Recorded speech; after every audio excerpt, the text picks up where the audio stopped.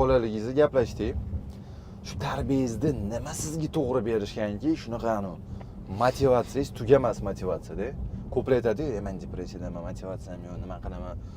Siz shuncha narsaga erishib turib, shuni ham aytib beramiz biznesda. Уже 2010-yillarda уже prinsip ishlamasangiz ham bo'lardi, butun umr. Siz dальше bir bolalar qilasiz. Постоянно. Yani bir xil даже bir xilga ko'rinadiki, bu yeb to'ymaydi bu.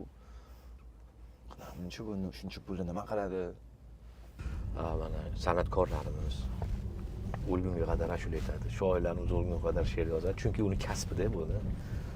Doktorlarimiz o'lgunga qadar doktorlik qilishni yaxshi ko'radi. Bu pul topishdan emas, o'sha uni nevaralari boyvachcha bo'lib ketgan, onaxon oda ishlamayman bo'ldi, men boqaman deydi. Lekin ularning kasbi. Bizda ham biznes kasb bu. Biznes kasb. Nimadir yaratish, yaratuvchan bo'lish, ishlab chiqarish yoki kimgadir foydasi tegish, yordamchi bo'lish, ijodlarni tashkil qilish men kasbga aylangan. Shuning uchun menimcha bu gap to'yishda, to'ymaslikda emas, o'lgunga qadar Boshqacha yashay olmaysiz. yo'q, boshqacha yashashni tasavvur keltira olmayman. Bitta o'sha video bo'lagingizni ko'rdim, o'zimiz bilan hech nima olib ketmaymiz yoki hech nima qilmasdan turib ketib qolishdan qo'rqaman. Albatta. Menga masalan qanchadir pul olib, qayerga go'rga olib keta olmaysiz-ku pullarni, misol uchun boshqasini ham o'zi uni olib ketadigan pulim yo'q. Oddiy qilib aytganda boshqacha yashay olmaysiz. Bu meni kasbim, hayot kasbim.